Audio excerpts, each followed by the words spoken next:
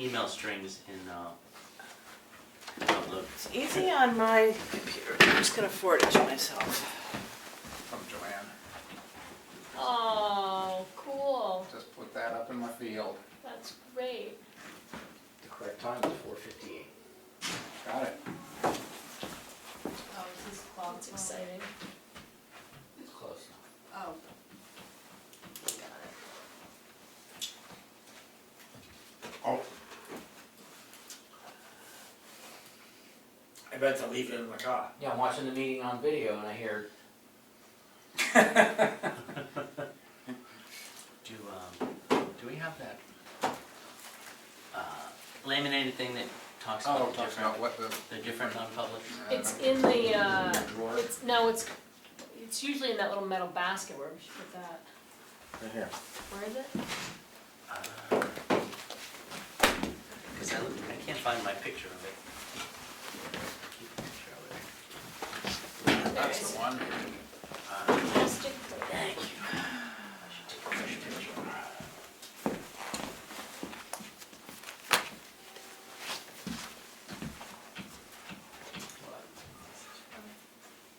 Oh, it always takes a while to. The clock says it's, the church thinks it's 5 o'clock. I can open the public hearing Okay. at 5 o'clock. Like to, oh, should I call the meeting to order first? Yeah. Yeah. Okay. I'll call the select board meeting to order And Jim and Maureen. on November 7th, 2024. Are there any changes and additions to the agenda? Yes, there's a non-public added 91 dash A colon 3A. Is that mine? Yep, Keats will need Keats. to admit. Keats. thank you. And just looking at the list, it's a B, not an A. Oh, okay. Okay, in that case, I'll open the public hearing regarding the E.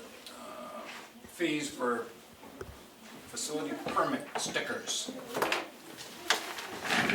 Richard is going to lead that conversation.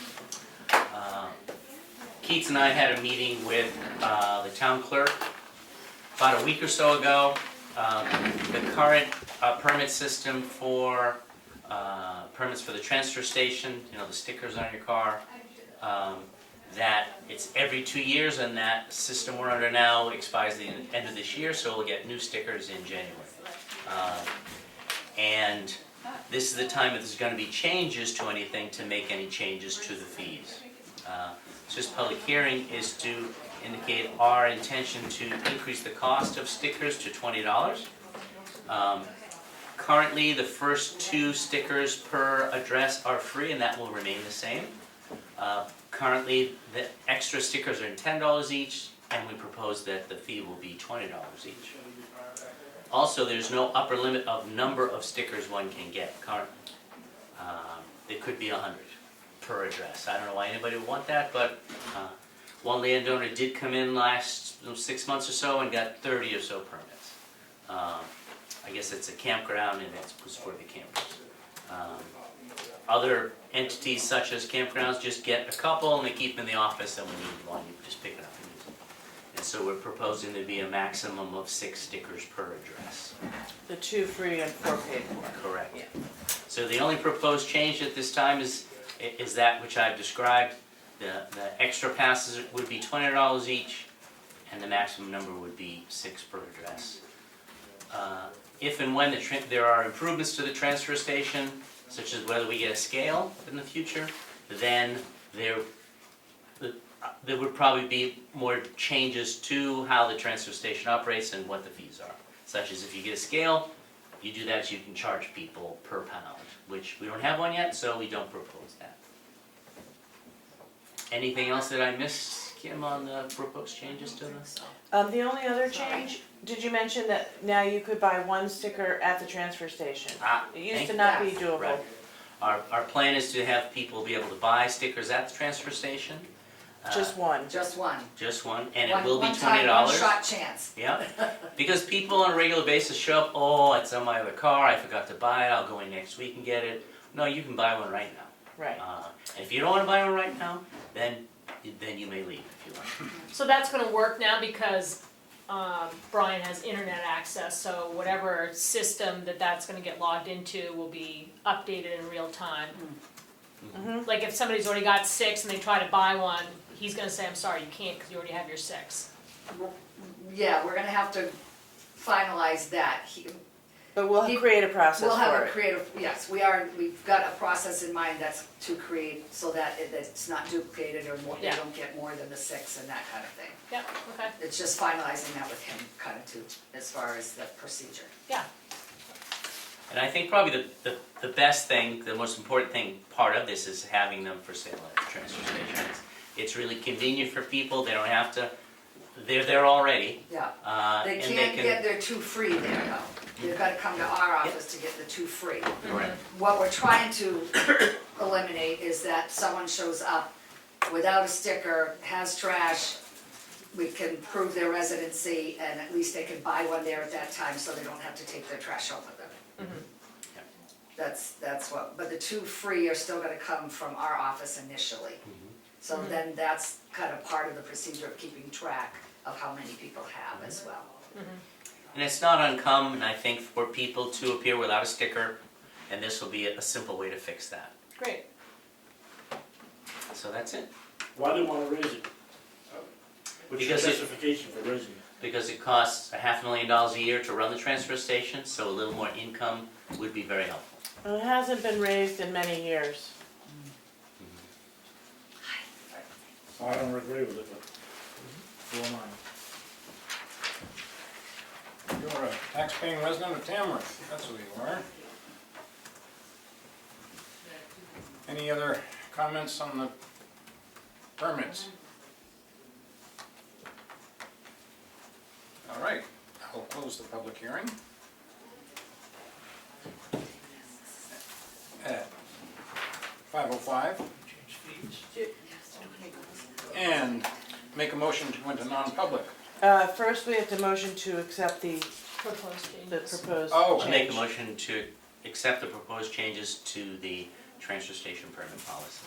Second, roll call vote. You say yes? There, yes? just yes.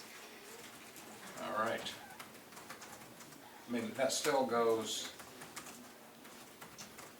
is that a done deal then? That's Yep. done. Okay, And it will take effect at the start of the new year. The stickers are probably about to go to the printer now. Yeah, we hopefully will have them beginning of December, but I think with the policy, it gives that leeway till January 31st. So even though the end of the year may come, if people haven't gotten in here, they've got the month of January to do so too. yeah, Thank you. Yes, thank you. all right.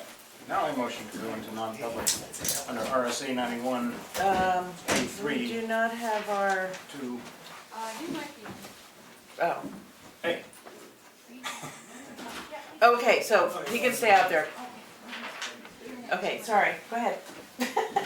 I made the motion. Second, Roll call vote. Did you say yes? There, yes. Prentice, yes. I'm waiting for, We are now waiting for Steve. yeah, We're now in non-public at 5:07. okay. You run for it. Excuse me.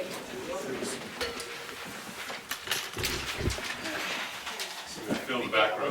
No front of the class kids here, huh? It's like the group WB. Police lineup, we can all just turn right. Sounds like he's been here once. Hey there. 5:53. I make a motion to come out of non-public at 5:53.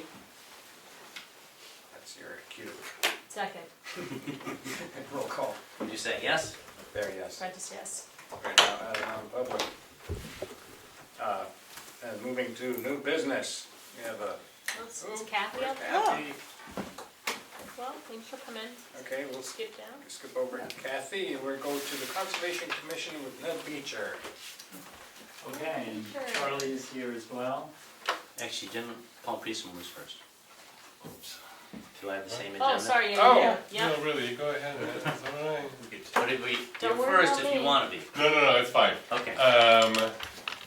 Just a quick report on the activities up to year to date, and then I think this is for the purposes of a budget meeting.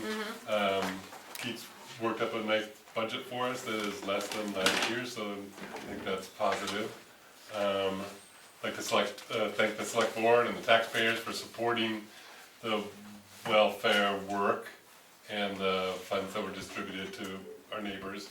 I know we don't really have a choice in the matter, but I think that the money that we put in for folks, they were really, the folks that I encountered in the past year were really sort of at the end.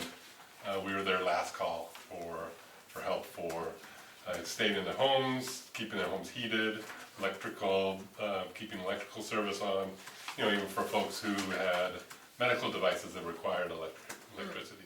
Kept people on the job by helping them repair their cars, kept them going, being sort of independent with medical appointments and getting to the pharmacy by, again, helping them with repair their cars. That was sort of the primary activities that we helped folks out with. We spent quite a bit less than this time last year. I think it's probably mostly just by chance. The housing, Paul, I think that one of the big chunks of that 29,000 from 2023 was that we were paying for a lot of people to live in hotels because they didn't have housing and there was no other place to put them. So what's the housing situation been like? Because that was a huge expense. I was not here for that, but my understanding is primarily sort of maybe just one or two. It was a small number of people. Yeah. Very small number of people, and I had a lot of calls for folks who were at risk of losing their houses, being evicted because they got behind on rent or for one reason or another. And we helped a few of those folks. We really only paid for one motel stay. It was very brief, and it was really sort of an emergency situation. But the other folks, I encouraged them to, we really weren't at that last call place. We were sort of like on the, first or second call. So I encouraged folks, and it worked out for almost all of them to reach out to family members for support, to work on payment plans with their landlords. That's a tough step for a lot of folks to sort of like go to their landlord and ask for help and ask for time. And so by encouraging people to do that and working with landlords, I talk to landlords and sort of help them understand their tenants' situation and how I've sort of come to the understanding based on their application that I felt that they were sustainable going forward, that they were a good bet. So that was kind of generally the background on the housing situation. Okay, great. Do you have any questions? Really great work. Thanks for doing your job. No, it's hard sometimes, but it's very rewarding, and people appreciate it. They appreciate the select board and the taxpayers, the little bit of money that we put in. Yeah. Good. Terrific. That was an easy one. Yeah. Check. Thank you. Check. Conservation Commission. Now we go to Thanks, conservation. Paul. You're welcome. For the budget. Yep. No, I mean, I guess you probably have some of the stuff in front of you. It's not, most of the mundane stuff kind of tracks along pretty close to last year. We've got a couple increases, one for our administrative assistant, just cost of living, etc. And then the only other thing that seems to kind of stand out there is that our new chair is encouraging us all to attend more meetings and panels and things of that sort in order to stay abreast of what's going on and then bring that information back to the commission so that people kind of hang out, almost like a continuing education sort of encouragement, let's call it. So in the dues and subscriptions and meetings, we're up, I think, $200 or so from last year. Everything else goes along pretty steadily, so the The budget request for that isn't too far off from the previous year. The big difference is adding a $5,500 budget line for engineering assessment for the Great Hill Tower. I guess that's been put out to bid, and we have at least one response. Which we're actually gonna open tonight. Yeah, yeah. Well, it's a lean budget.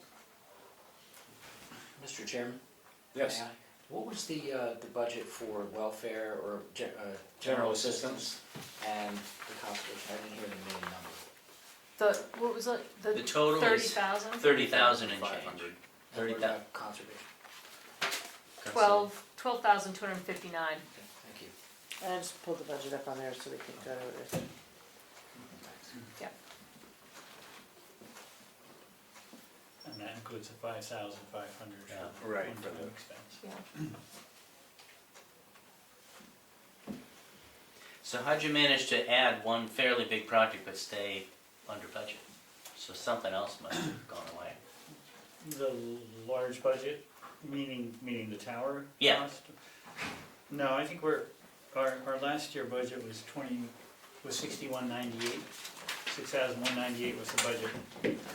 Well, this year, 2024. Oh, so it's 98% over. I see. I thought it was Yeah, so- 98% of. So Oh, if we yeah, no. take away the 5,500 for the tower, we're about 6,900 now versus 6,200 Okay, this year, gotcha. approximately. Yeah, so that's pretty close. Yeah, I have no questions. no Yeah. questions.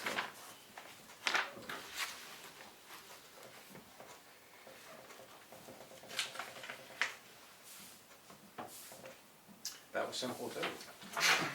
Good. And you'll stick around, we'll get to the bid opening in a few minutes. Yeah. Sure.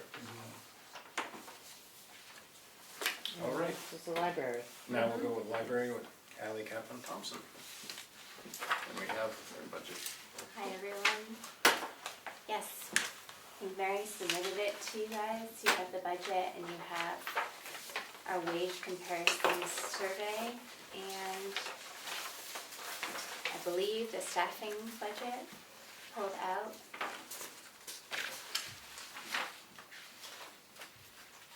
Is the library not, what page is it in the Oh, sorry, regular the budget? library is in a It's this separate, But it's not in here at all? No, it is listed Well, in there as there's one a single line, line. but Oh. if you want detail, Yeah. I believe I get. Why do we it's do it right- that way every year? Yep, it's that way right here. Or why is it that way? Because the Tradition. library manages its own. Oh, okay.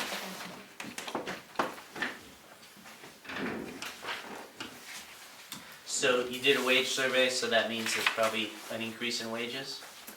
Yeah, that's our proposal. We've been doing that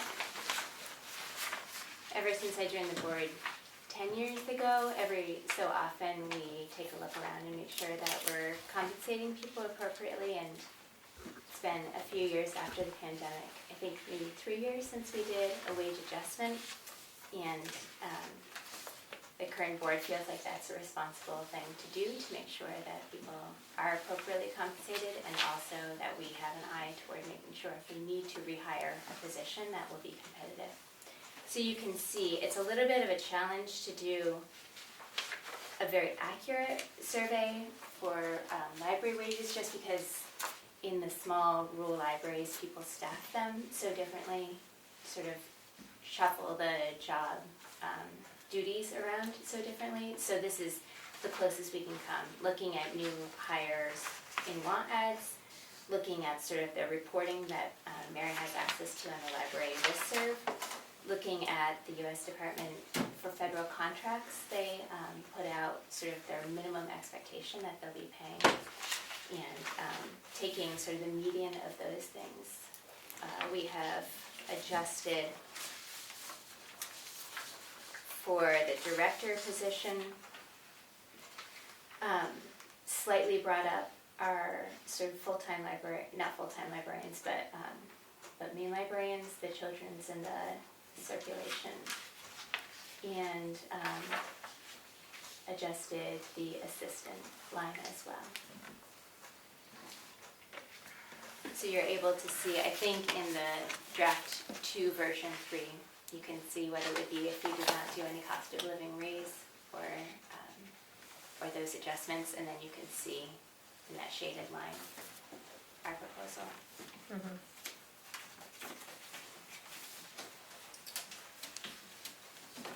So,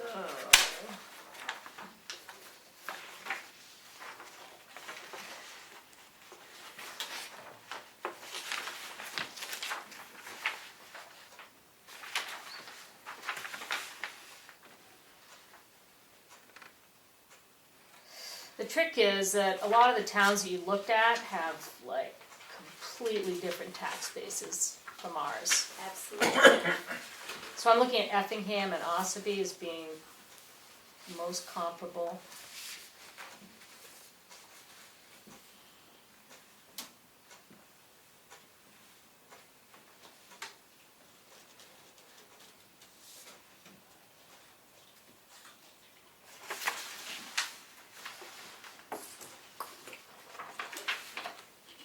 It did feel like the, that sort of third table down, the U.S. Department of Labor wage minimums for federal contracts, they're very granular. They go county by county and are specific to librarians. That felt like a useful number for us to base.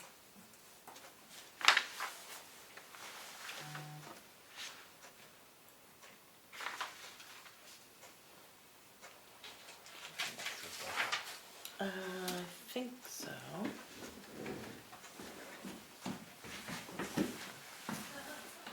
Why is there a separate janitor for the library, and why does Rick not do it?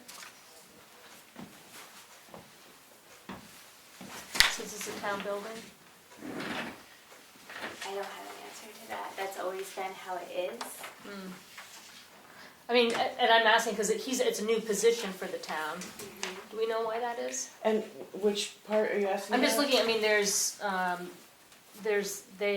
the library pays a janitor and an assistant janitor. I'm just wondering why the library is not under Rick's umbrella as a town building. I don't know. I mean, I know he'll do small repairs, but maybe he doesn't have enough time to do janitorial, I'm not sure. I think your janitor predates our maintenance person. Yeah. We do maintain a little line for him to do, as you say, sort of external work. And that's something I believe that's been discussed by the select board before. But it's a new consideration to me to think that he might do our janitorial service. And he might not have time, I don't know, he does cleaning of other buildings, except for the police station, and that's a legal consideration. So it still would be something that the library budget would pay for, right, if we were to use his services? No, because he's That's got how his, we have it for the jobs that he does for the library. We pay him from our budget, which I think came from a discussion with the select board about the best way to track that. that seems strange, Yeah, I'm not aware of getting yeah. money that would go into our budget, but maybe, I can ask. Yeah, and find out. I'm sure we'd feel quite open to figuring that out, whatever makes the most sense. So currently, like as an example, library director is $26.23 an hour, and you're proposing $33 an hour. Okay, so that's how I'm reading the table properly. Yeah, so for her duration, we've kept up with cost of living, but there's been no adjustments to that salary since hiring. Yep.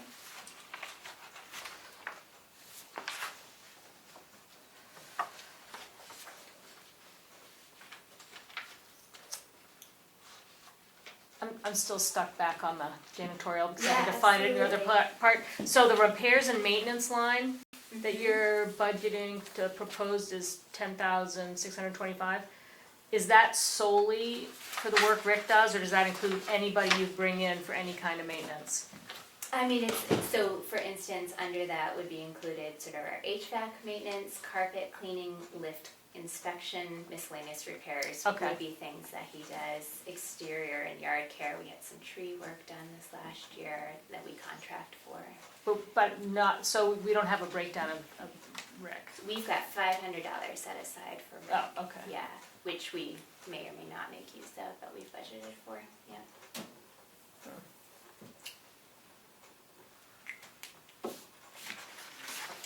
Other than the proposed salary increases, are there other, any other major increases you want to point out, or changes? Let's see, so there's a bit of a bump in library materials, which is largely downloadable books and things that we contract with that we don't necessarily have control over the price increases. No, 35 is full-time, and that's the hours that We'll be carrying over some grants and making use of those hopefully in the coming year. We received an accessibility grant that they have doubled in this year and are letting us carry over so that we can hopefully do some lift work on our, and we have an HVAC system upgrade that also may or may not get done in this year that we have included as a carryover here. Aside from that, just sort of the small increases that are, seem to be the cost of keeping the library functional. Yeah, nothing else. We'll have a separate warrant article for $17,500 for our exterior painting. That's a quote that we have from somebody. The 17,000, that's for, Exterior paint. Exterior Painting, painting. yeah. and then is the solar next year? That's something everybody's waiting on. Okay, Yeah. so we'll have a warrant article if it, If that If it yeah, if happens. that comes Yeah, available, okay. there will be a warrant article for that. I'm curious why the painting's a warrant article and just not in the budget. I think it's a CIP matter, and is it grant funded? it might qualify for a Moose Plate grant. It just depends on the timing of that. Those funds come available and they have to be spent in a certain window. So I think a few years, well, 10 years ago when we painted last, can't quite be 10, might be 10 years ago, we were eligible for it, we received it, and then we couldn't expend it in the proper amount of time and had to return it. But aside from that, we don't have any plans for funding it by grant. So even with the increase, the proposed adjustments for salary, your budget's only up $3,600 over last year's approved budget. That's right. So the salary adjustments are, it's not a big hit I mean, overall. I'll call your attention to the town appropriation line, which is maybe matters more for that consideration. And between our 23 and 24 budget, it went up about 14,000, and between the 23 and, or excuse me, the 24 and 25 proposed budget, it'll be up another 13,000.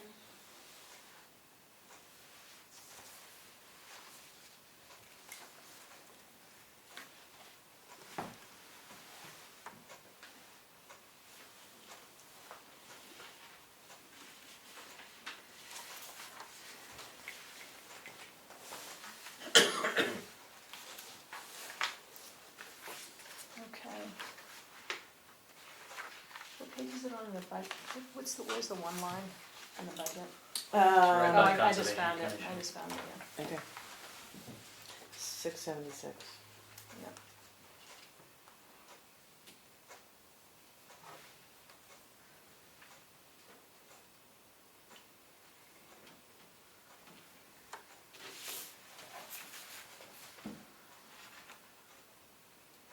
One thing we're noticing with some departments is they never quite get to what's budgeted, they don't expend it, so we end up,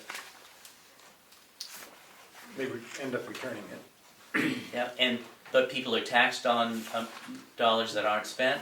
So I'm wondering, you've got 2024 actuals just under 218,000. Do you think you'll get to the approved amount? Or is there something that just isn't gonna happen this year? Yeah, we'll be able to carry over some of the things that haven't happened yet, like the energy recovery ventilators. There'll be a big expense in equipment and furnishings shortly. And then we always budget, we have one full-time employee, we budget the full amount of their health insurance, but they take the stipend and use their spouse's health insurance. That's been the case for a decade, and we, over the years, first we're returning that amount to the town, and now just don't collect it, even though we do ask the town to raise the full amount to make sure that we have that in case that person's spouse loses their health insurance. Did that make sense? Well, Makes I sense, but think that's it's, not how we do it in other departments. I think it's a practice that we've done less of in recent years because it's so incredibly expensive to do that. Yeah, I mean, so if you budget for a full health insurance per family is $32,000, and if they're taking the stipend, that's $3,600, or actually now it's $450, so it's almost $5,000. right. So if that's such a big gap that I try and budget a little tighter than that. For a long time, we were doing just a half year's worth. Yeah, And that makes sense. Maybe, yeah. so we can take that, Yeah. I can take that back to the board, Yeah. that's practice, it's just, It's a lot were to that to raise that happen every in year, yeah. January, Because over I 10 mean- years, that's 350, it's a lot. is there town funding somehow that we can make use of if the worst were to happen in February? Not if it's not Do you know what I appropriated. mean? Yeah, so Yeah. it would be a big strain to suddenly cover that for the library budget, so. Yeah, That's why we do it. It'd be interesting to know, the town How could much your create power an is. expendable trust fund for that reason. But Let's not go there right let's now. not go there. Seems like such a- is it your We have recommendation that we 3,000 only do expendable 6 trusts. months then? Yeah. I think it's a good idea, yes. Alright, Because, again, people are being taxed for something that we don't anticipate needing in them. yep, the board will discuss that. Thank you. Oh, yeah, for sure. The town had also created a ETF for the library. For their library. Yes, I think they put 20 in this year. It- and for insurance? 20 Or- No, for, in case there's things they need to fix, upgrade. I see. Yeah, and we have that, we do have expendable trust funds for those maintenance and repair. Okay. Yeah, a lot to digest. Yeah. Thank you very much for Thank you. your eyes on it, yeah. It's a great library. It is. Glad to have it. All right. Okay. Okay, well, thank you, Ally. Thank you. Thank you all very much. Thanks, Paul. Next, we will open the bid review. Yeah, and we'll do, I neglected to put like a separate line for me to discuss the options, Oh. the budget options. But Oh, let's okay. do that after this, so these guys don't have to hang Yeah. around. I Unless just they feel like are there should be so a little excited by the torrent budget, go they off or can. something, just when you're gonna open a bid. That was Little the ring only- ling ling. Yeah, something like that, I It don't was know. just one, I don't have my level. Just one. There you go. I had conversations with several other, And this was the only one, and and I the guess. closeout day was the 6th, so. But, yeah, that's too bad. And has there ever been an assessment of the fire tower? You know? Not that we can remember. Other than people poking around painting it, going, oh. Yeah. Yeah, I think what got it, the conversation going maybe was there was a missing step on the fire tower. Yeah. And Michaela Oh my God. went up there and it was way at the top. it was pretty far out, So yeah. that's sort of like, oh, Yeah. Yeah, and that's a kind of obvious thing, and it got fixed temporarily pretty quickly by Nelson, and then we replaced that step. But it did come to mind, and that it would be good to have an Oh, yeah. evaluation. Yeah. Just for, Particularly Somebody since could it's do it. painted, you can't see, Right, what's going on under the paint. yeah. and so many people use it. Yeah. It's very popular. And in talking with some engineers, though, the reassuring thing they said was that it's been there for 90 years, and it's gone through some really rough weather, icing and high winds and Carl was, I mean, not Carl, The other guy. yeah, Willie. Yeah, the other guy, the other local. The other tall person. Willie was saying that, 1938, it went through that hurricane. It was pretty young and new then, but, Yeah. so. But it didn't fall over. It's been pretty good. So the engineers tend to say, well, it's kind of time tested. But still, good to have it done. And I'll mention that I also had a good back and forth with the insurance company, I forget. Primex? Yeah, Primex. And I asked some pretty detailed questions, and finally they got back on that. And they said they don't see any, they're not worried about additional liability or Oh, great. structural assessment or not, they're like, it's just one of many town structures, buildings, whatever, and they don't see it as a big liability. So I was glad to hear that, and I have that email that's going into a record. so that we have that assurance a little bit. Good. So what do we got? Okay, should I read the letter, or just the? I think just the bid. Okay. You will pay us for our services a lump sum of $5,400 And it's from HEB. from HEB. Yeah. Do you want to hear more detail? No? Yeah. It was, And then I Only guess there, the idea I is we thought, give yeah. it to the Conservation Commission, they They execute it. review it Yeah. and make a recommendation, and then, and it's in the Okay. budget for next year, right? Yeah. yeah, Yeah, that's what we just added. yeah. Yeah, that's So we don't have to take action until they look at it. Right, they Yeah. have to approve it first. And then you all would approve it and contract it? Mm-hmm. Is that the Yeah. idea? Okay. I don't have to sign anything then. Cool, you can That's take it right. with you if you want. Yeah, Yeah, take it with you. we'll do that. Don't lose it. Oh, it's HEB. Well, that's nice, it came in pretty close to what you were thinking. Yeah. That's good, that's great. Thank you. Thanks. All right, thank you.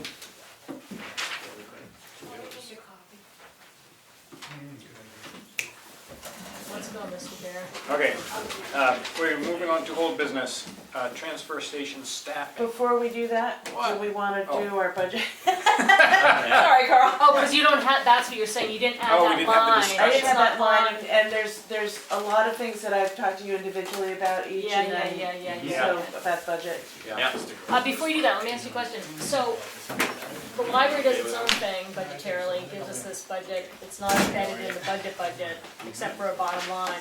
Do we still have the same authority to adjust them or ask them for adjustments that we do in I other am not departments? sure on that. Their trustee, I don't know what the library confuses me frankly, but, the trustee of the trust, No, the no. library Trustee. approves their budget, But so we asked the library last year, to cut to cut 5%, we did. yeah, so Yeah. we can ask Okay. them.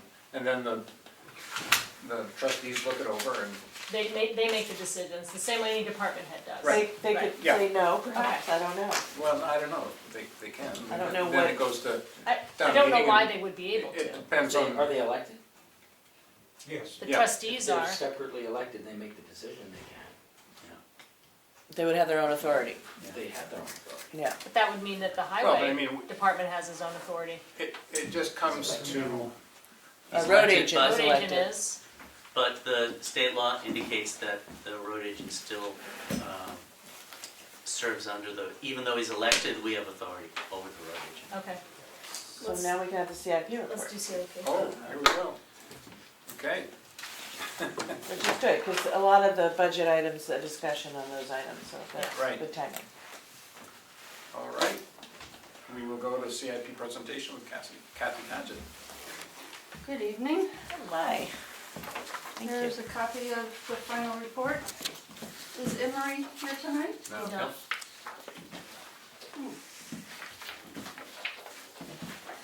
This was for your other person. Yeah, she's, Hi, Willie.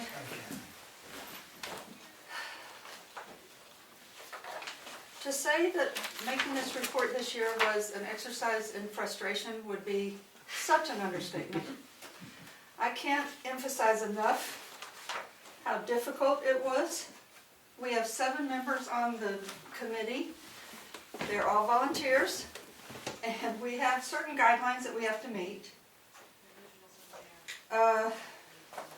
One of the members of the committee is supposed to be a member of this committee, this board, and the reason I think for that is because we really need the information that person has.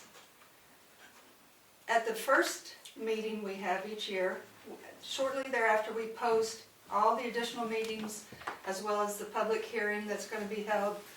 And so everyone knows in advance when the meetings are going to be. Each month I send out a reminder notice and I ask people if they're not going to be able to attend the meeting to let me know. I never heard that anyone wasn't going to attend. I'll just direct you to pages 7 and 8, which is where all the expense detail that we get from each department head in the town is listed. If you look under column under the date 2025, you can see the categories on the left and the amounts that were proposed to be spent in the year 2025 by that specific department. And at the end of the bottom of column 2025, you'll see the sum of $2,412,840, which sounds like a lot of money, because it is. I don't know if any of you have actually seen this report besides Leanne and Keats. We sent it to them in advance of the public hearing and then changed 2 things at the public hearing and sent out another report. I'll just say that within 5 days either side of having our final meeting, which was late September, 5 different things on this report changed by people that, you know, were well aware of what our timeline was.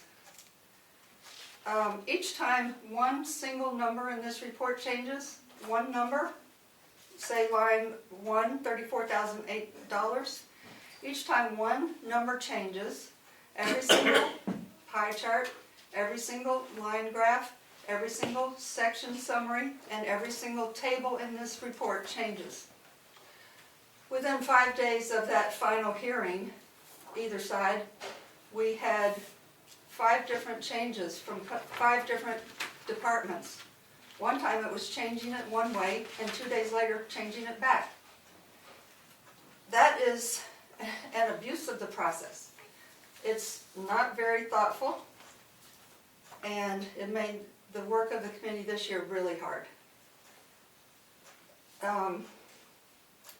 Let's just go through the expense detail by department and I'll explain a few things.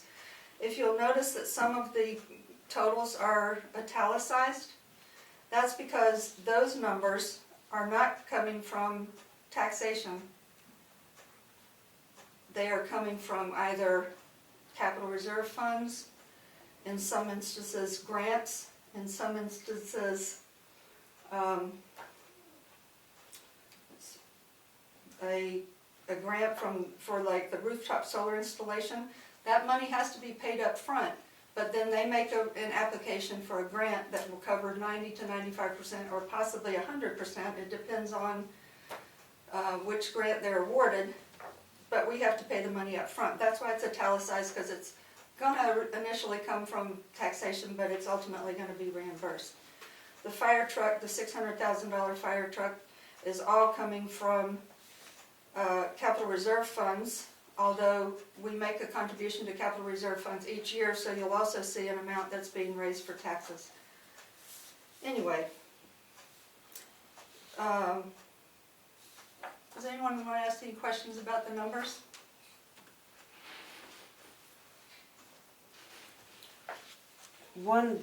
Is this the wrong time or the right time to just make a process suggestion? That instead of having a select board member, I won't be the person because I'm leaving this position, but have the new town administrator sit in on the meetings? Unless the town administrator has the information that the select board would have. They have it. If they have that information, It's that's much more great. likely the town administrator has it than the select board. And I think that perhaps it would have better served the process this year for sure. I mean, I don't think that's I don't think I can say. Okay, That has so to come from that's a you. suggestion I would make to the select board. Yeah. Yeah, I agree. The town administrator gives us updates On all the numbers. daily, weekly, as they come in, so anything that we know has already come through the town administrator. So for CIP to get the most up-to-date, numbers, Okay. either coming in or based on some decisions we've made as a board, you'd be getting it right out of the horse's mouth. That would be really helpful. Yeah, and then I can imagine it was incredibly frustrating to go through all of this and then learn new information after the fact. Well, and I'm not sure that the town administrator would have been able to address every single change that came up. Mm-hmm. You know, the fire truck, if you look at, I think it's section 4.4, just let me check it out. Where there's a table, section 4.4, it's a historical, meaning last year, reconstruction of what we, as a committee, recommended to the select board, what the select board put into their budget, and then what was ultimately approved at town meeting. Mm-hmm. Just to choose one example, the fire truck capital reserve, we asked for a contribution of $375,000. That was based upon what we were told by the fire chief, that he needed $375,000 to purchase the new fire truck in 2024, 2025. Had to contract for it in 2024 and purchase it in 2025. The select board only budgeted $187,500. Unbeknownst to us, there was an additional $124,000 that was to be given to the fire department from ARPA funds, leftover ARPA funds. We found that out on the Friday night before our final meeting on Tuesday. And that changed all the numbers. Mm-hmm. So that if the town administrator knows that kind of thing, Yeah. that would have been very helpful for us to. Well, I did know it, and I assumed that the fire department shared that with you because they knew it too. The person who probably didn't know it was Emery, who, you know, just because, Emery wasn't at the meeting. okay, so we'll even there, so he may have known it, but he wasn't there. So I do think it will be smoother to have a town administrator because that role is to be the hub of all that information. That would be great. Yeah. That would have been very helpful. And the thing is too, that while you're in the, CIP starts May, April, so you start the process before, a few months before we start, but as soon as we start the budget process, we're already looking at this, at the CIP report from the year before, and we're evaluating all kinds of information about what's in the, Other inputs. yeah, all the different places we can pull money so that we don't have to raise it in taxes. And so at every one of our board meetings, we're making micro decisions that affect the budget. So the person who knows all of that, because they take the information from the meeting and then go back and input it again and give us the next draft, is the town manager, the town administrator. So that would give you like the, I'll smooth it out next year. yeah. That'd be great. Do you want me to go through the report anymore, or you've got all the information you need? As you can see, the total number was like $2 million. There's a $500,000 in there that is for the school HVAC system upgrade. Mm-hmm. Right. That's going to continue every year through 2029. Whew. So that number isn't, there's nothing you can do about that number. And that's in the school budget, right? That's in the school Yeah. budget, yes, which is a separate entity from the town. Right. That's, yeah, still in tax. I'm The sorry. question in the introduction is, there's a $5,000 threshold above which an expenditure goes in the CIP. Is that number too low? Because that's, these days, $5,000 doesn't buy you as much as it used to. Do you know if other towns have different numbers that are, could be twice that high? I don't know, we've only ever had one item that we had a question about because we didn't know if it was 4,900 or 5,100, and that was some kind of lawnmower that the town purchased. If you look at these numbers, there's nothing close to Even closer. $5,000. Yeah. We're talking about, replacing roofs and big things. Mm-hmm. I think the $5,000 threshold would apply if the town was a bit bigger and you had more, like you wanted to renovate a closet, I don't know. But the $5,000 amount just doesn't Yeah. come up very often. Whether it's 5 or 10 or 20, it almost doesn't matter. Right, exactly. Gotcha. Okay, thank you. Kathy, I was curious in the cemetery, I think it was like 33,000 showing as a change. Yes. The cemetery is kind of a different animal because they are self-funded through purchases of cemetery plots. They have, I'm looking real quick for their fund. They had $57,000 in their capital reserve fund at the, we get a report as of June 30th from Bob Seston, who's the town trustee or something. At any rate, they are expecting another $32,600. They're only going to spend $60,000 and it's all going to come out of their budget. So that's why it's italicized in this section on page 7. It's not coming from taxation, Understood. but it has to be shown as part of the capital reserve because it is an expenditure over $5,000. Okay. And it has a shelf life of over 5 years.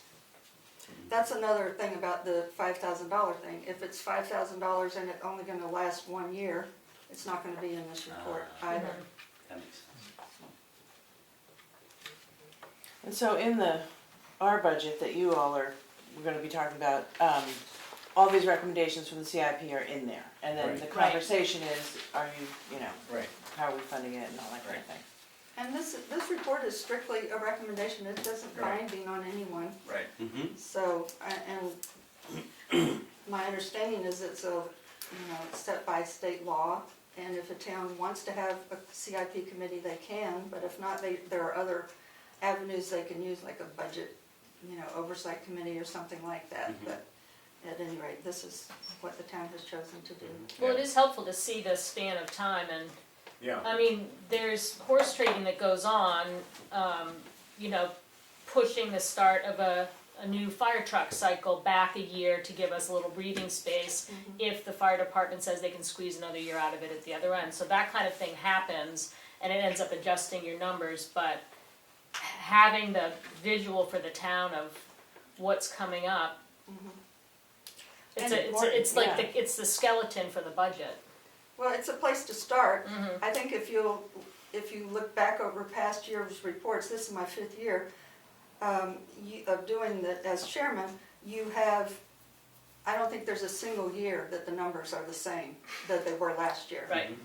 And a lot of it is, the one that changes more than anything else, I think, is the transfer station and the highway department. Those are 2, not 1.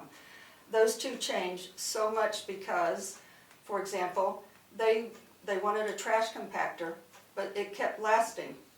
Year in and year out, they kept saying, oh, well, we can hold it together with some glue and rubber bands another year.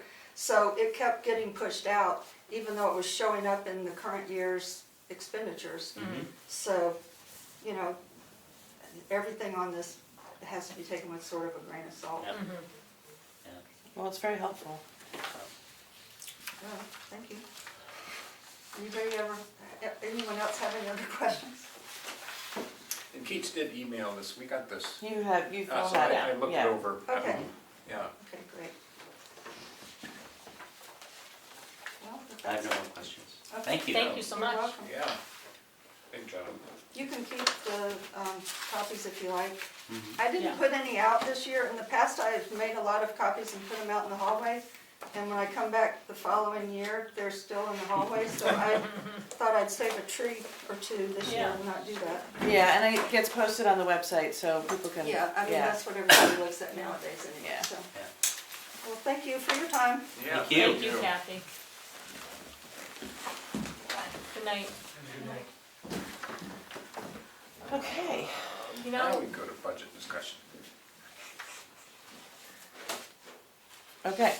Is there any way to push this conversation back a week until Steve's back and Emily? To do, yeah, sure. I mean, I just think that there's the conversation about some of these big number adjustments, I think it'd be great That's true. if we're not up against a big timeline, if we can wait until Emery and Steve are back. Is Emery back next week? I can't remember. At least Steve will be back. Yeah, Steve will be back. memory might not be. Okay, absolutely, Yeah. yeah.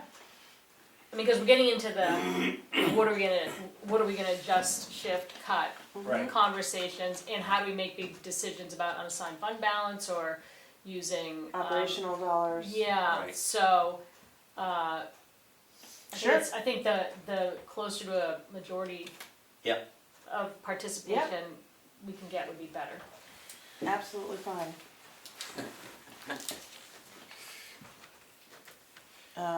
Okay, so, where does that land us? That brings us to old Transfer business, station which is staff. transfer station staffing. Okay, so that is simply, Steve Straponi was hired at $18 an hour as part of the interview process. You know, we do that day Right. trial thing. And then, if they pass muster and get hired, we now start people at 20 an hour. So you need to make a motion, Brian has requested, that you would make a motion to hire Steve Straponi at $20 an hour as a part-time, I believe he's Unscheduled. unscheduled, employee. So moved. Second, Roll call vote. Do you say yes? There he is. Prentice, yes. Thank you. You're welcome. I'll be right back. I'm just gonna use the restroom real quick, but you're doing your transfer station. Yep. thing, so you don't, okay, I'll be right back. Okay. We're gonna talk about transfer station bathroom design and an RFP. So about a month ago, I think, we voted to, maybe a little over a month ago now, to put out to bid an addition on the existing building at the transfer station, which would be a bathroom for the employees. So we've been involved with our engineers who have subbed out some of the work with another engineering firm and an architecture firm, and we have a completed design for the bathroom at the transfer station. Some people who come to do business at the transfer station are looking forward to using the bathroom, but it is for the employees, it is not for the public. The addition will be on the existing building to the right as you're looking at the compactor. It's the same depth as the existing building, and it'll add about 12 feet to the right of the building. It'll have a sink, a urinal, an eye wash station, and a toilet. There's a mechanical room as well, and the design was completed just a few hours ago, and we actually did vote this months ago to put it out to bid, but I think since the bid documents and the design are complete, I thought I should give everybody an update, and we can vote it again if we like, since the design is complete. It's very detailed, right down to how the roof is attached to the walls and how thick the foundation is and what type of fill to use around the building. So it's as you would design any whole building, regardless of its size. The bid documents, our engineering firm had a generic set of bid documents that all public projects, we are told, use, and they were 162 pages long. So Willie almost jumped out the window of his house, I think, on the Zoom call when that found that There's out. the outside of it. So there's, up on the screen we have, so those are plan sheets. We got the bid documents down to 15 pages plus a cover sheet. Was it that many? I thought it was okay. Yeah, so it is, including the cover sheet and the table of contents, the bid documents that describe how to bid and the details of the project are 16 pages long. The plan sheets are another, I think, 5 sheets or so. So our plan is to begin the bidding process tomorrow. We had thought, the schedule showed us doing this a week from now, but since it's ready now, I feel let's just give the potential bidders another week to look at it. The timetable is all set up so that we'll be in a position to award a contract by the end of this calendar year. Mm-hmm. That way we can use ARPA funds. There is a possibility we won't get bids, or we'll get a bid for the world's most expensive bathroom. So we have all the possibilities that come when you put a project down to bid. We do have a couple of ideas on a plan B and a plan C if either of those happens, if it's too expensive or if we get no bids. So but you just don't know what you have until you put it out to bid and see if people bid on it and how much it will cost. We know we have some interested bidders, that's the good news. Yeah. So we have some names of contractors to send it to. If anybody has any suggestions on who might be a potential bidder, please let me know, and we'll make sure this gets mailed or emailed to them. Can you show the front again? Show the front, Just yes. the square. It is a fairly small building, 12 by 12 addition to a building, but it requires an electrician and a plumber and a carpenter and somebody to do concrete work and roofing and painting, so it's a little bit of everything. And it could be $50,000 or it could be $150,000, who knows? And we'll decide on whether or not we award it once we see some bids. And we've, I think, scheduled on paper, I think the 19th of December, I think it was the 19th, was the last of our meetings before the calendar year so we can award it. And so if we do award something, it'll use ARPA funds, and we also will tap into the ARPA funds to pay for the design process that Sanborn Head did. So even if we don't award anything, we still can use up half of the ARPA funds. So the design and bid document process to develop this all will be just under $50,000. And even if you design a much bigger project, it still costs you about that to develop bid documents and plans. That's the bad part about building a small thing. Yeah. The design and bid process still costs about the same, which is quite annoying. But that's the way life is. The It's like putting a dormer on your house. yeah. It's like a small house on your house. Yeah. And the USDA has been involved along the way. We've kept them informed. I sent these final plans to them today. We'll probably meet with them before the end of the year to get them up to speed, particularly when the bidding process is over, to make sure that they're properly informed. So long as we follow the federal process, we can tap into the $500,000 grant at the end of the project. They pay the last 35%, whatever that, and it's capped at the amount of the grant, $491,000 and change.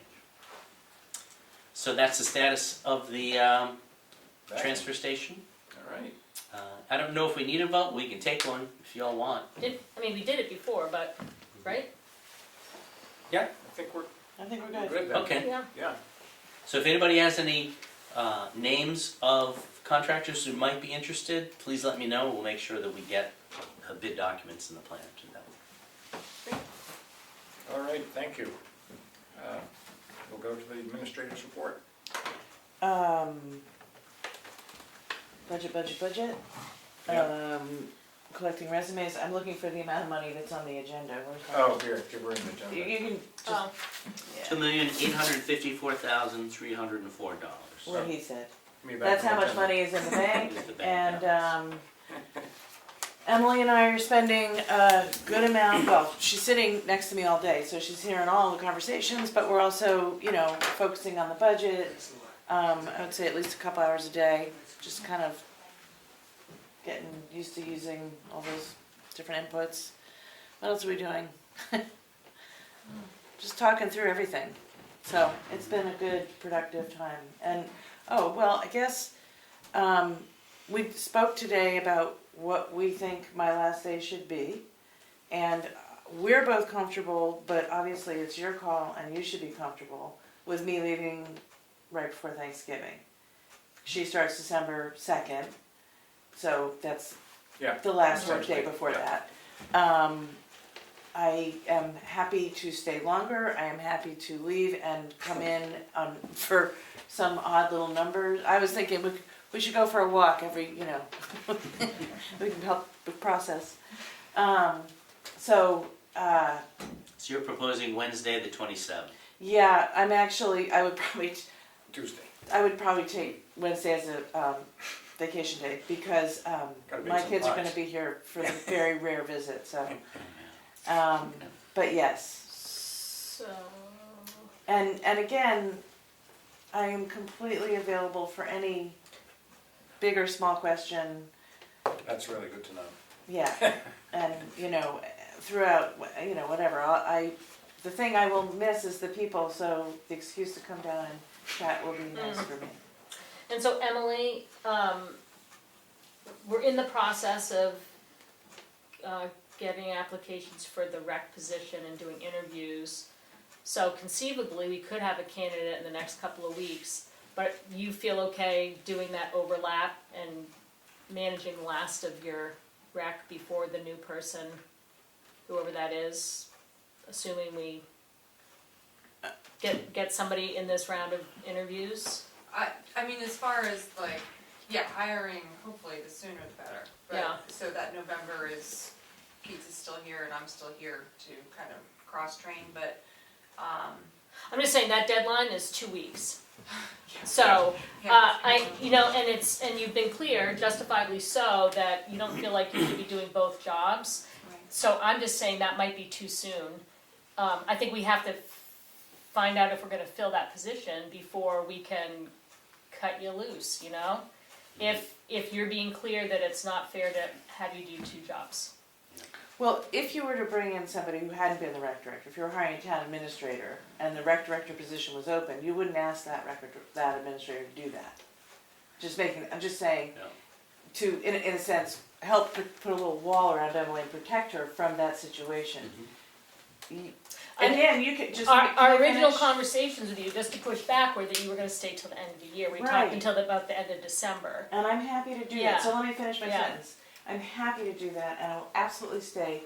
You guys chose December 1st and offered Emily the job as December 1st, so if you wanna change that, that's probably a motion, it has a financial impact, I don't care about me.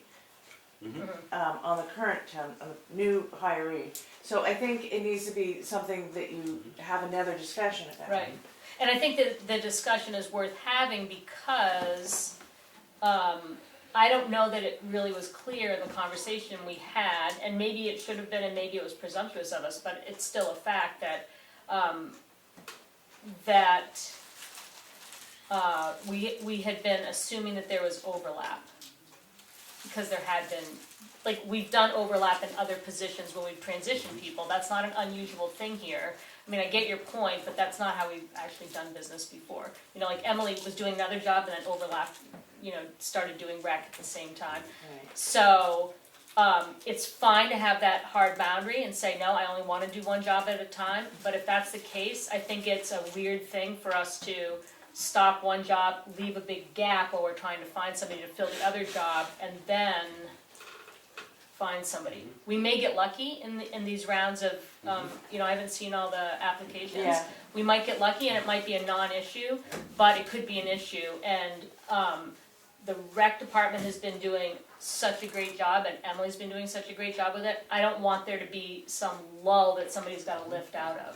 The trouble is, I think, if we ask Keith to stick around, it doesn't fix that. So I guess this is a question for you, Emily. What's happening in December that the rec director needs to still be able to do? So I'm working actually hard, Carl was with me today, meeting with the school on getting youth basketball as our winter sport. And I kind of purposefully haven't scheduled a ton of other winter things with knowing kind of the direction that this was heading in. So I feel comfortable starting December 1st. And it's nice now that the rec director office is right here, so that I can kind of be a resource to them when they have questions. But as far as like boots on the ground work, I have basketball coaches lined up. As far as, and practice now, thanks to Carl, and pickleball all lined up and scheduled. So those kind of run themselves. Better to have a rec director, you know, soon, so that those people can go to that person with questions. But I feel confident that we can do this December. And I think there's a slight chance we'll have a rec director, a new one, We have by the end of the month. Yeah. I think it's probably more likely it's middle of December. And they would have to give notice and all that. Right, maybe Right. maybe we make an offer next week and that person wants to give their employer a month. So it might be January 1st. Yeah, it might be. And again, I'm happy to stay until the end Yeah, of the year. I mean, I think that Richard, you said it doesn't, keeping Keats around doesn't change that. Well, it does, because it gives us time to hire somebody and to get them in position, while Emily's still doing the rec job and Keats is still doing this job, and we're not asking Emily to do 2 jobs. A month, I mean, even when you have coaches in place, everything else, there's work to be, like, you have to be that go-to person. We can't not have the go-to person and have programs running. The problem is, we've made an offer and it's been accepted December 2nd. So we'd have to undo that. Yeah, and I'm saying we might have to undo it. Okay. And I'm okay I'm not waiting. interested in undoing it, but we certainly can talk about whatever we want to talk about. The position may just have to go unfilled and the work may not get done for a few weeks. That's what I'm looking at, but. Yeah, I think that's such a bad idea, because we've got good momentum with rec, and that feels like going back 2 years to where we were when we had big gaps of not having somebody in the seat. So let's wait till next week and let's bring this up, knowing that I might bring it up next week if our candidates don't look strong.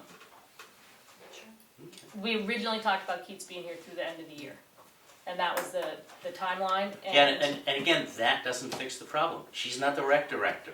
No, she's the town Right, administrator, and and Emily then we would- have to undo a deal we made with a new employee, Yep, we which would. I don't know if we're in a position to do that. Well, let's talk about it next week. Be prepared, we might talk about it next week. Hey, I'm just glad we have some applicants. Yeah, that's fantastic. That was good. Yeah. And I'm actually really happy this last couple weeks and going to the conference and everything, like, I've got a lot of background with this job, kind of Already. already nailed down, which feels Yeah. good. And just, right now, it's just getting to know the budget intimately, so, Which you're doing. yeah, so. Yeah. It's getting there. I Yeah. feel more confident going Yeah. into December, but I understand your worries too. Yeah. But I think we're in a good direction. Okay. Let's go to the signature file. I make a motion to approve the select board meeting minutes from October 30th, 2024. Second? Roll call vote. You say yes? Barry, yes. Yes. I make a motion to accept the non-public meeting minutes from October 24th under RSA 91A32E. Second? Roll call vote. You say yes? Barry, yes. Yes. Bye, Willie. Bye, Willie. I make a motion to approve timber yield levy for map 420, lot 39, sublot 2, in the amount of $212.90, and the timber yield levy for map 421, lot 1, 2, and 5, for $4,753.24. Second? Roll call vote. You say yes? Barry, yes. Yes. I move to approve a driveway application permit for map 211, lot 51, sublot 1. Second? Roll call vote. You say yes? Barry, yes. Yes. I make a motion to approve the payroll manifest, the amount of $44,957.19. Second? Roll call vote. You say yes? Barry, yes. Yes. Cash used year to date, $9,839,736.18. Select board update. I guess the only stuff that I would talk about is the transfer station stuff that we've already talked about. Okay. So I can't think of We already- anything else. That's gotta go in the file. We already approved it. Signature file, you already approved it. Okay. It's just gotta get signed.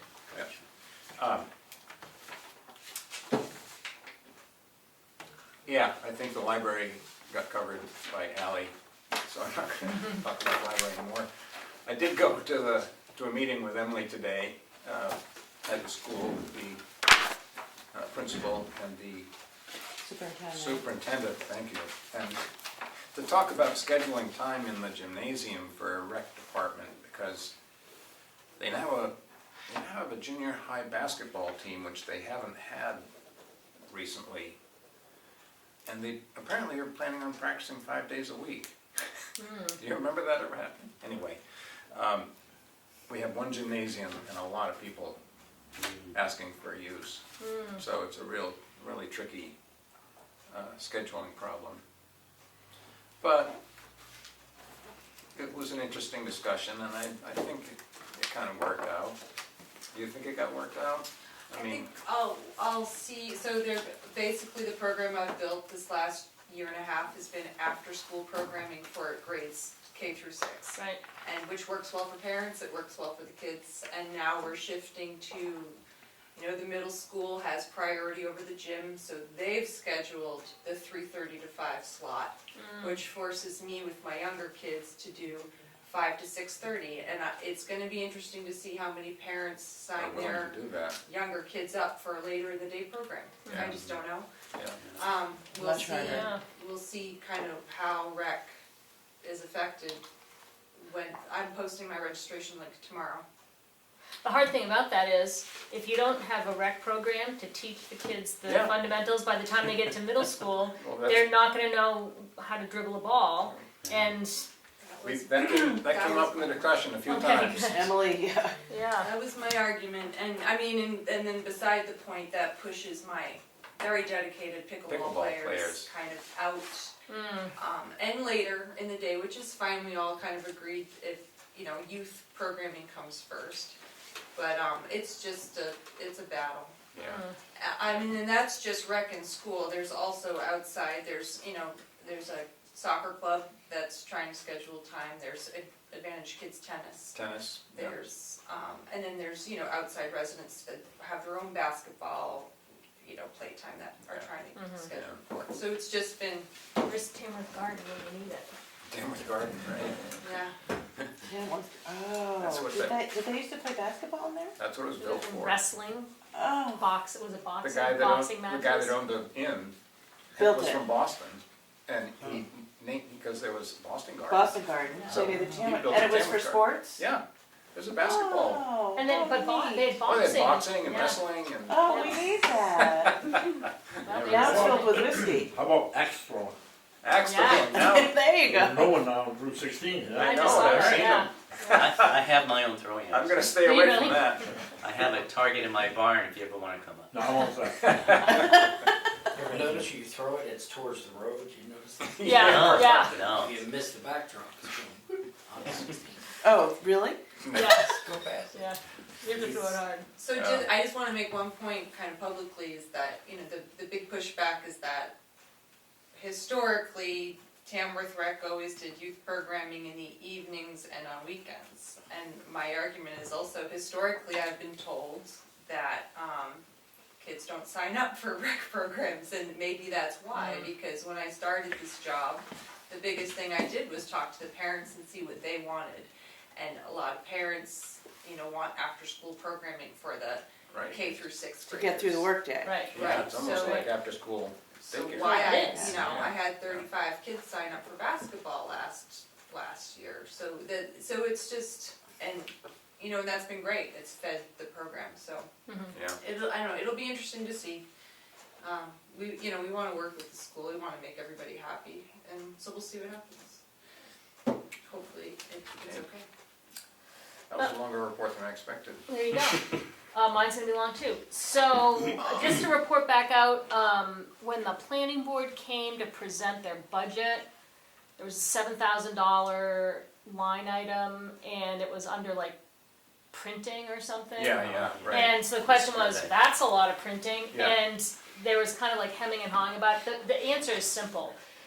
That $7,000 is for a master plan survey.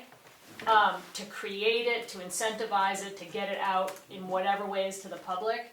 But there wasn't There wasn't a a line. line called that, so they didn't know where to put it, so they're like, well, part of what we're gonna do is print it, so they put it under that. But that's what that $7,000 is for. Yeah. I'm gonna meet next week with Linda Medeiros, who is the new chair for the Transportation Safety Committee. They've had some membership changing. Brian Forcier and Joe Coco have resigned, and so the group has tightened up and shifted their focus back to the charter that we gave them. So I'm gonna just check in with Linda to see how she's doing as a new chair. And the last thing is Ed. I got the answer to the questions you asked at the last meeting about the police accreditation. I have to look at 2 sources to make sure I get all my notes. So There are two accrediting agencies. One is CALIA, and I don't know what that stands for. Oh, no, I do. Commission of Accreditation for Law Enforcement Agencies. That's a national outfit, and nobody around here uses it. Maybe in southern New Hampshire, people are using that. It's super expensive. It's almost a $9,000 startup fee plus like $3,500 annually to use their accreditation. And it's just not what little towns around here are doing. What they are using is called LEAC, maybe, Law Enforcement Accreditation Commission, and that's New Hampshire's version of accreditation. And it has 114 standards or benchmarks. And you'll remember it's in the budget from last year, I think, that we contracted with Dorigo Safety. We have a 2-year contract with them, and they, as I understand it, they provide templates around those 114 benchmarks, and they give us the templates. Our department fills in our answers to the templates to show how we meet the accreditation standard. We give it back to them, they give us feedback, we tweak it, they make recommendations. So that's a 2-year process that will end April 2026. And some of the things in the accreditation, some of them are like processes and trainings and whatever else, but some of them are going to be hard for us to do because they're about the physical space, and our police station is non-compliant in so many ways, as we've already heard a bunch of times. So we're saving those things for last. Yeah, they have evidence requirements, you Yeah. know, like refrigerators and stuff like that. Meeting, special meeting in, what do you call it? Interview Interview room. We don't have a lot of those things the way that they should be. So that's what I found out. Yeah, I didn't know you hired, I don't remember you hiring a company to do that, but okay.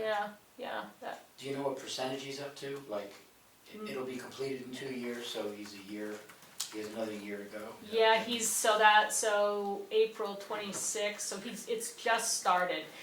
He also said that, like, this is a new thing that the state's just rolling out, updated criteria and benchmarks, and so we're just starting with it because they were waiting for the complete rollout. So my impression is that he's just getting into it, and he works on a couple of them a month because there's all the back and forth with the consulting company. The benchmarks are it's on the computer, so that you have to, when you hit a benchmark, you sign in and you basically assume that you've taken that benchmark. Because, Like when he updated to RSA 106L, yeah, what I brought up with the, having the complaint form on the website, yeah, and all that whole complaint process that wasn't in place, that was due, I think, last October. Like when he was done with that, you have to go online and update that benchmark. oh, I see what you're saying, yeah, that sounds right, that sounds like what he said. Well, that explains it. So that's my report.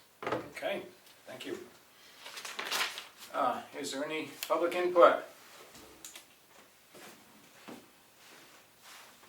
Hearing no public input, I make a motion to go into non-public session under RSA 91A32C